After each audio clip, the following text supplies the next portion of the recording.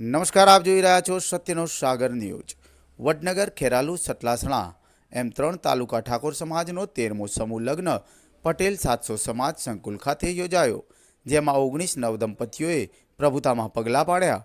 સમાજમાં કુરિવાજો બંધ થાય અને સમાજમાં જાગૃતતા વધુ આવે તેવા ઉદ્દેશ સાથે સમૂહ લગ્નનું સુંદર આયોજન કરવામાં આવ્યું હતું।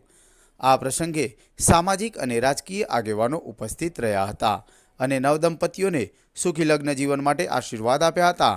સમૂહ લગ્નમાં વધુ એક સમાજ માટે ઉદાહરણરૂપ જોવા મળ્યું કે સમૂહ લગ્નમાં શિક્ષણને લઈને પણ જાગૃતતા આવે તે માટે પણ વાત કરવામાં આવી। ઉનાળાની ગરમીને લઈને અલગ અલગ જગ્યાએ ઠંડા કુલર મૂકવામાં આવ્યા હતા।